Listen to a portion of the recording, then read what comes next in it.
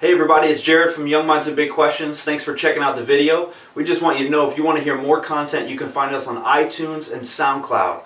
So give us a like, subscribe, and we'll see you next time. Peace.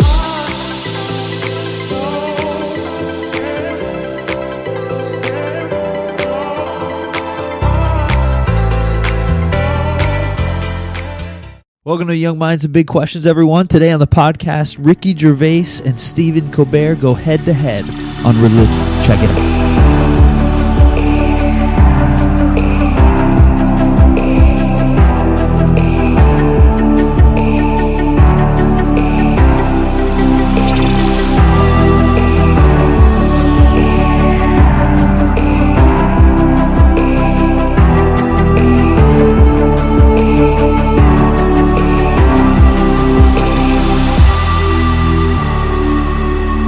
Welcome to Young Minds and Big Questions, everyone. So glad to be with you. What's up, everybody? Hey.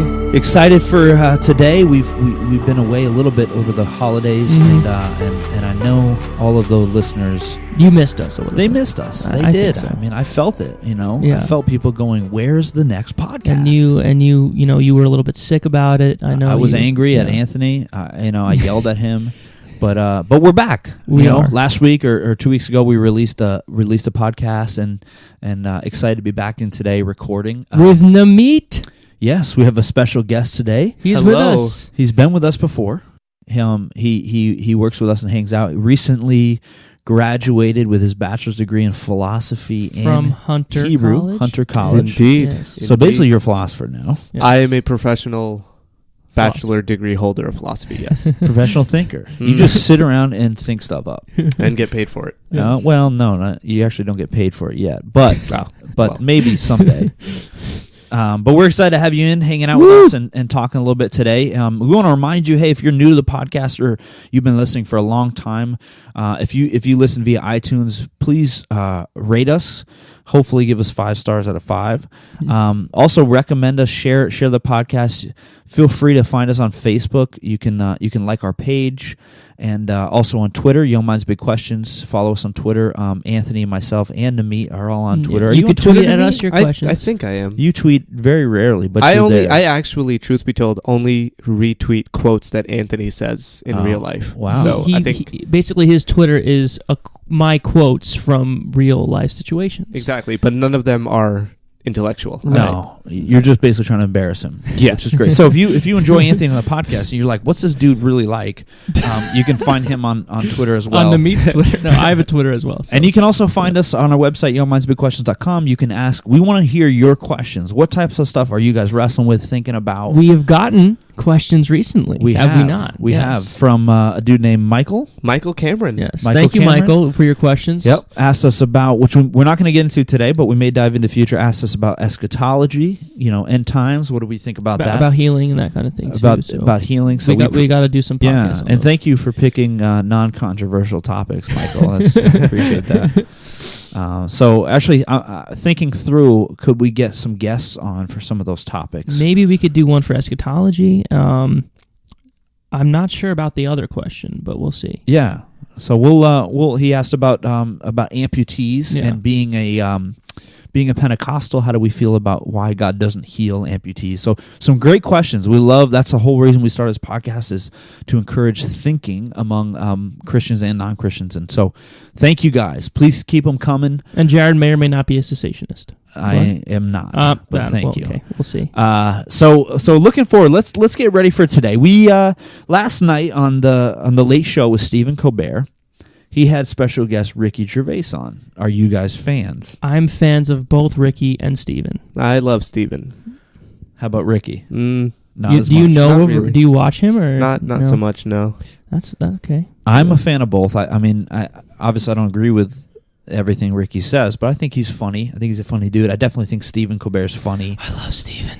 You're a big fan of him on the Colbert Report, right? I miss that show so much, man. I wish it would. Not that I don't like The Late Show, okay? I do like The Late Show, but it's not the same. I miss his, sarcastic Republican alter ego. Like, I miss that man. You know? I mean, the Late Show's probably a little bit more pop culture-y, celebrity kind of that thing, which is fine. Yeah.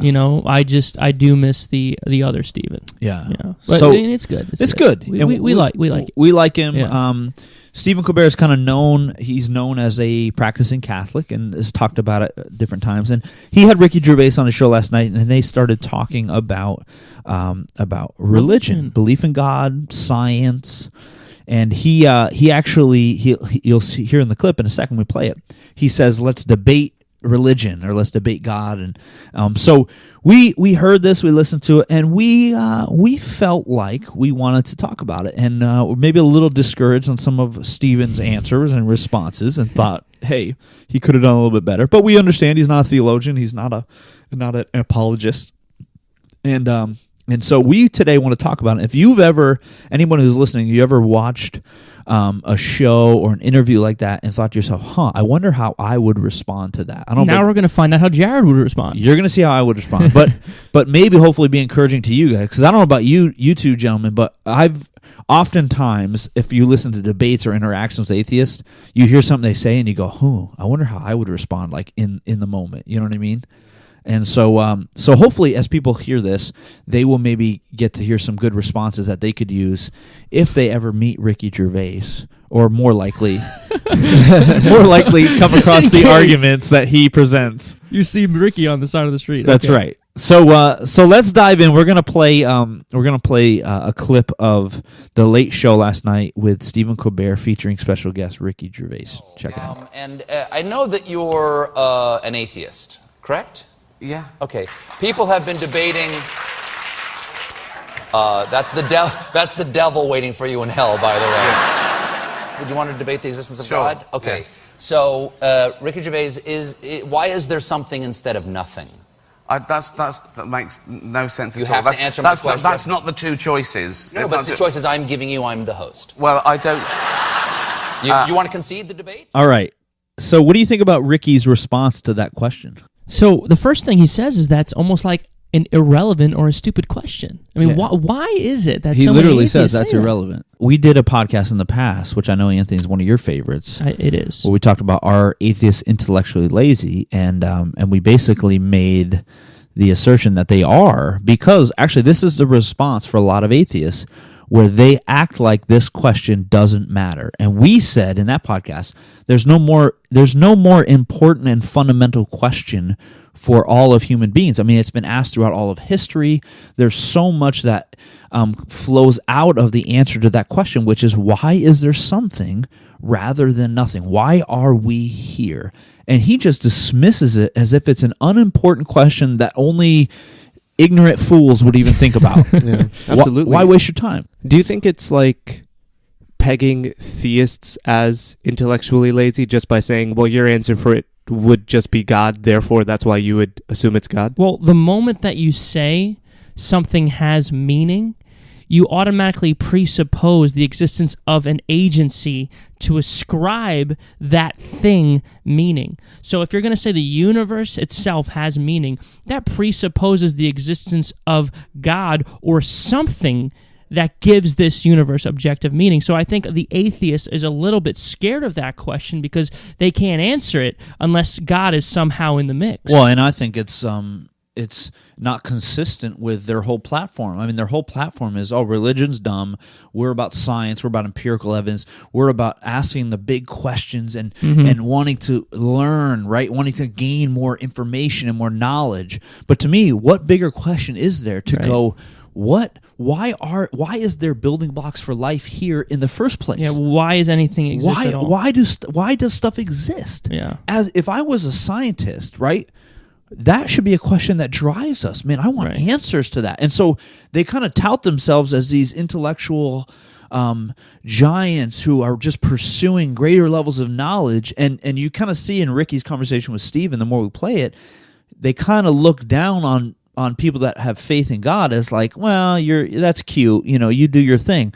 But when it comes to this kind of question, it's like, well, we don't even need to. Who cares about that? I mean, no, yes, you should care about that. That is a question that matters and is important, and you should look to find information. Exactly. I think atheists become intellectually lazy when they assume the question of meaning has no answer. Yeah. Well, let's play this clip and see what else he has to say. Why is there something instead of nothing? Hold on. Yes? What do you mean out of nothing? What do you Why is there something instead of why is there nothing? Why does the universe exist at all?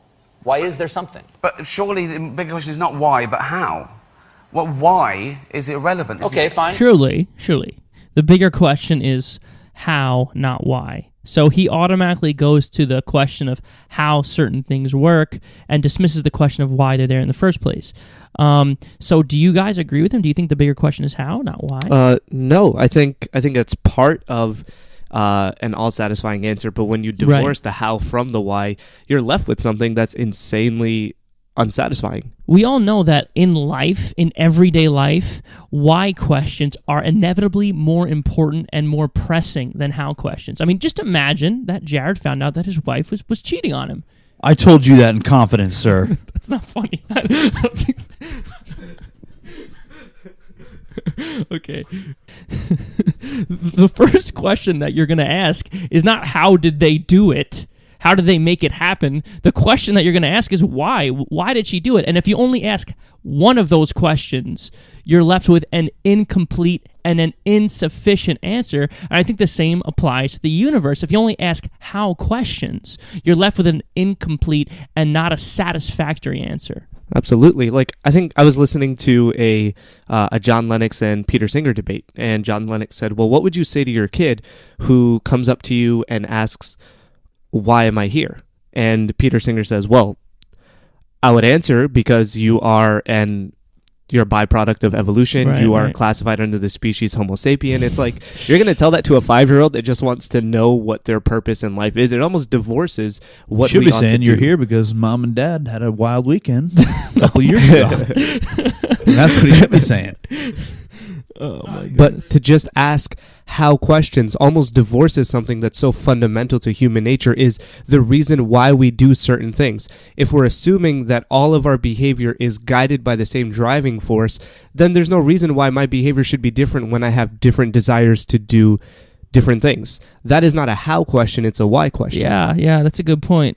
All right, let's see what else these rascals have to say. How is there something? Because you think of God as the prime mover. How is there anything Well, instead of nothing? I don't. This is a ridiculous Is there a premise. prime mover? If Is there a demiurge that started everything? Well, outside science and nature, I don't believe so. Because the interesting thing is, this is the thing, right? So, I'm an agnostic atheist, technically. Agnostics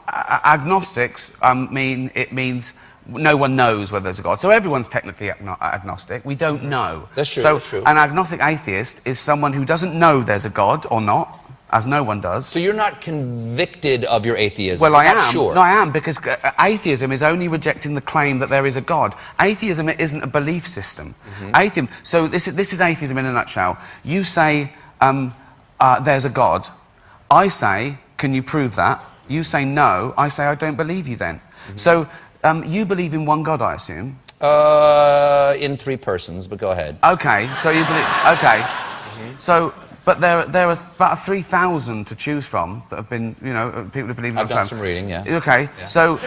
so basically, you believe in you deny one less God than I do. You don't believe in 2,999 gods, and I don't believe in just one more. Right. So the first point that really jumped out at me from this clip was when Ricky said there was no proof for God, therefore he doesn't have to believe in God. I mean, that's classic scientism. What science can't tell us, mankind can't know. But the issue with that perspective is that there are a ton of things that we all take to be rational that are not scientifically proven. One example of that would be the reality of the external world. How could you prove through the scientific method that the external world is real? You can't. How could you prove through the scientific method that your cognitive faculties are giving you an accurate assessment of reality? You can't do that. How could you prove through the scientific method that there are such a thing as moral truths, that there are objective truths? How could you prove through the scientific method that all human beings have rights, that all human beings have value? You can't. So this idea that all my beliefs have to be scientifically provable, to be rational, isn't true when it comes to the most basic foundational questions, like, am I really here? Like, am I talking to a human? Like, are my faculties working correctly? None of these things are provable through the scientific method, but we all take them to be rational. Yeah, I'm here. Yeah, my faculties are working correctly. Right. Yeah, I am talking to another human being, even though we can't prove those things through the scientific method. I want to talk about, too, his interpretation of what atheism is and kind of what he says he makes this claim, and he kind of fumbles through it a little bit, but a lot of atheists would make this claim, and everyone cheers for him, that atheism is just believing in one less God than you do. The atheist just taking one God further. Right, take it one God Catchphrase. further, and it's like, oh yeah, that's awesome, that's amazing. Well, no, it's not the same. Atheism is not just a disbelief in God in the same way that most people now don't believe in Thor, or we don't believe in the tooth fairy. It's not the same. Atheism is a worldview with implications that flow out of that worldview. No. It's just a lack of a belief. It's just a lack. I just don't believe in God, sir. Thank you, atheist. You did a great job. No, it's not. And here's what I mean. It's a negative belief, right? I don't believe in God. But out of that negative belief comes positive beliefs, meaning this: because if you don't believe in God, what you're saying is there is nothing supernatural, which makes you a naturalist. Mm-hmm. So, meaning your positive belief now is there is a natural explanation for everything. So when you're saying atheism is just a lack of belief, is not necessarily true, because it entails all these positive beliefs, more positive beliefs, right? Like naturalism, right? And they're beliefs of which you've now framed your life into. Yeah. If you believe there's only could be a natural explanation for everything, you've now put borders around your worldview and said, no matter what happens, I could see someone regrow a leg in front of me, but my worldview is there's a natural explanation, right? So you understand, there's implications of his worldview. He's trying to act like there's not. No, there is. So as soon as you say God doesn't exist, you're affirming that everything has a natural cause. But there are other implications of the atheistic perspective.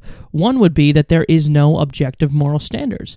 Bertrand Russell would say that if God does not exist, objective moral standards don't exist. So to say that atheism is simply a lack of belief isn't true, because it has positive entailments alongside it. So I think the point is, and this is Colbert, I think, dropped the ball a little bit here. Oh, we love Stephen, though. We love him, but Steve, come on, buddy. You got to do better than this. He makes his faith out to seem as if it's just this feeling that he has. Just a very subjective, right? True for me. And well, don't you look up in the world and aren't you grateful for something? And we're going to talk about this in a second.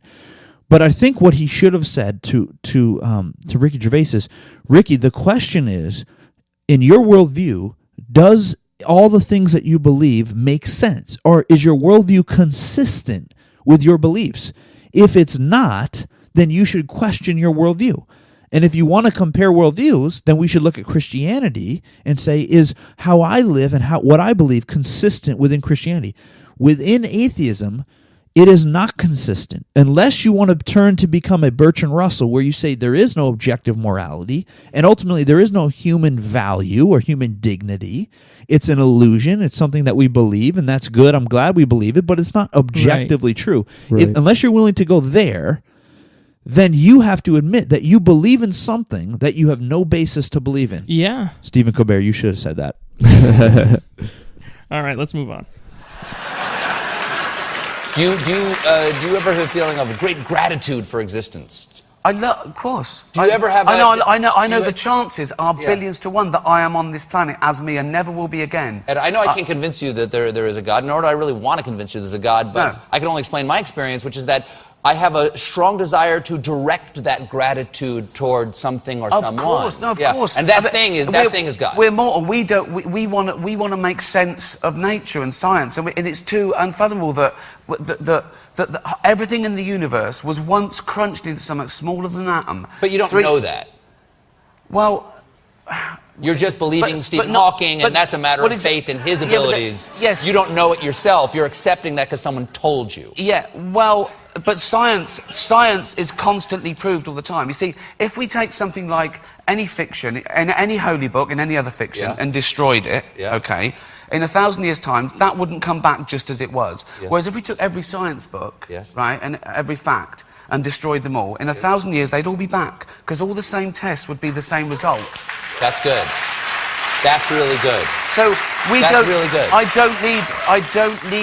don't need faith in science. I don't need faith to know that probably if I jump out of a window, every other time someone jumps out, they smash to the ground because of this thing called gravity. And I don't. then Satan would be raping you. This is why I'm a good boy. Ricky, please come back and I will. debate something even more important. Sure. Out of the arsenal of what you could have used to give reason for the belief in God or the uniqueness of Christianity, I mean, he just goes, I mean, don't you just feel this overwhelming magnitude for it? It's just what? Well, I think that's a good thing to say, but it's not a good thing to say in this context. As a proof for God, it's a terrible thing to say. Yeah. I mean, Ricky Gervais can go, no, I don't. I don't look at all the evil in this world. Right. You know, he could have said, What if I don't have a deep sense of gratitude? No, I don't have a deep sense of gratitude. I just think, well, okay, this is life, and it is what it is. I think that Stephen started to shoot himself in the foot when he compared faith in God or faith in Scripture to Ricky's faith in Stephen Hawking. I'm not sure that was such a good idea. No, and he kind of plays them off as being opposed to each other. I mean, this is the classic thing that we talk to so much about in this podcast is the belief that science and religion are in opposition. Right. Yeah. And he kind of plays into it a little bit instead of... I'm not sure if he plays into it as much as he has this definition of faith that it's blind. Yeah, I guess, but why wouldn't I mean I hear what you're saying. I just think don't even question his belief in what Stephen Hawking said. He can go, yeah, I know you're totally right. But you know what? One of the questions I have is, okay, where did that particle come from? Like he could have used the Kalam cosmological argument right there, Stephen. Right there. It's only three premises, okay? 1, everything that begins to exist has a cause. 2, the universe again exists. Therefore, 3, the universe has a cause. Boom, Ricky, that's it. All right. I mean, that wouldn't have convinced him, but still. I mean, it may not have convinced him, but I think it would have said something to the audience and all the people watching that Christianity and belief in God is not for a bunch of mindless feelers who don't think. That's they just what he feel. did make it out to convey. Yeah, He didn't even make it out to seem that way, that it was all about your feelings, because I feel this sense of gratitude. I feel like it's practical. I feel like it works for me. And it was a little bit of a subjective reasoning. And Ricky Gervais eats it up, and he if you listen, Absolutely. he goes, you absolutely, silly ignorant man. Absolutely, you and all of human history, those barbarians have been having this inner need to create meaning out of the stars, and you're just following in their footsteps, you know. And I'm like, it's frustrating. But let's talk about his second comment about the science books and fiction. First of all, he compares religious works to fiction, meaning the Bible. What do you guys think about that?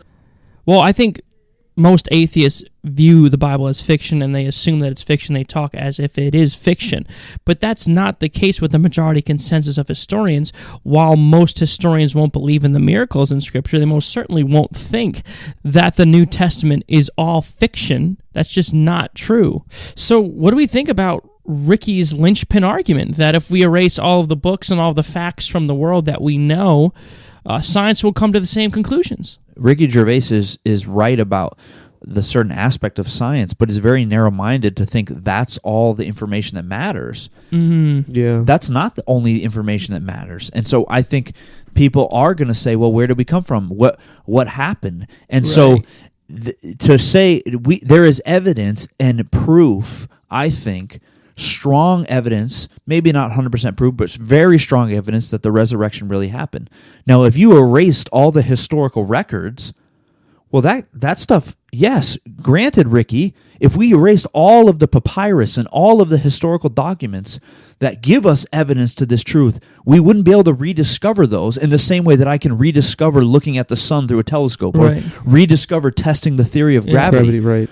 that doesn't make That's them why the any less comparison valid. Is false. That's why the comparison is Right. completely It false. doesn't make it less valid. We do have these documents, Yeah. right? We do have this history that Right. we can look to. Yeah, that's a good point. Stephen could have done a better job of talking about the grounding of his faith. And even to be a Christian, I mean, look at the writing of Paul. Paul is very clear to say Christianity is not grounded in an experience. It's grounded in an objective truth about who Jesus is. He lived, died, and rose from the dead.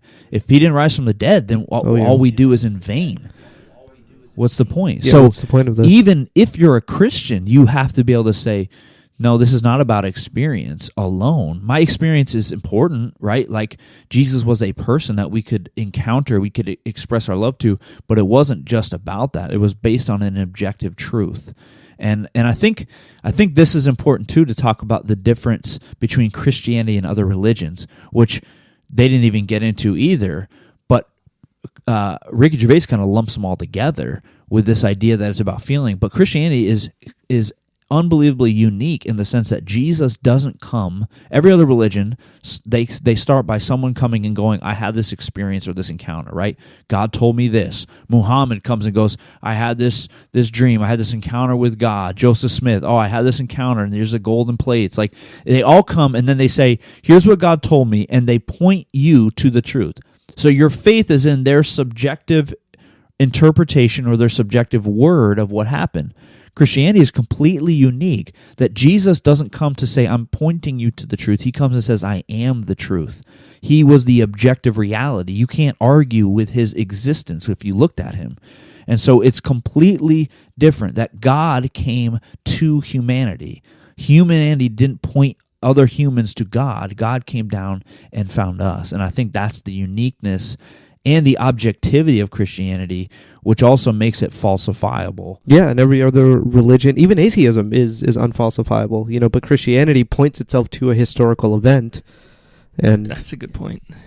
Atheism itself is not falsifiable, and Christianity is. If you could demonstrate that Christ didn't rise from the dead, then Christians would be wrong. right. You can't do that with any other religion or form of spirituality. There's no falsifiability about it. It's one person's interpretation, one person's subjective experience. Right. So, I mean, what do you think, gentlemen? How do we think Stephen did here? I love Stephen, and I think he did a pretty Terrible. he didn't do a great job. I don't want to Yeah. use that word. I'm just Yeah, I mean, kudos to him for being open debating this on and national willing, TV. to do this. That's awesome. I probably And it don't wasn't know really if a I could have debate, done let's be that. honest, right? He said a debate, but it was kind of a joking, like, conversation more than... Yeah, but no, yeah, I was not satisfied. Yeah, I agree, and I think this is important. Part of the reason why we want to do this podcast is to help people. Like, when most of us, if any of us, are never going to be in the situation where we're on the Late Show talking to Stephen Colbert or talking to somebody else about this, but we are going to be in a situation where we have these conversations everyday life and come across people. So Absolutely. the encouragement is just to think through some of these things. Think through, how would I answer? Like, how would I respond? Understand the worldview, the nature of atheism and non-belief. Understand the nature of your belief, and think through some of the answers. Or hopefully, ultimately, Christianity is about helping people see who Jesus is, and that's why we do apologetics. And so, I guess that's my hope for this podcast and for people that are listening. Yeah, it is. I mean, I would probably tell Stephen, like, look up a little bit of John Lennox and William Lane Craig, maybe some N.T. Wright. Maybe look up some great Catholic apologists like Father Bishop Barron. Now, I love his YouTube channel. Stephen, why don't you go look up some Bishop Barron? He would be a great Catholic apologist for you to listen to. He There you go. Sorry, Steve. Well, hey, man, we hope you guys enjoyed. Namit, thank you for being on Thanks for with us having me. today. This has been great, and congratulations on your Well, recent thank you. graduation. Woo! Yeah. You do philosophy well. You do philosophy well. I only Give hope. it a great name. Hey, this has been Young Minds and Big Questions. We want to encourage you. Be sure to rate us on iTunes. Check us out on Facebook. Also on Twitter. Keep the questions and, coming in. and on our website. Yeah, keep them coming in. YoungMindsBigQuestions.com, and keep on thinking. Keep on questioning. We look forward to seeing you guys next time. Peace.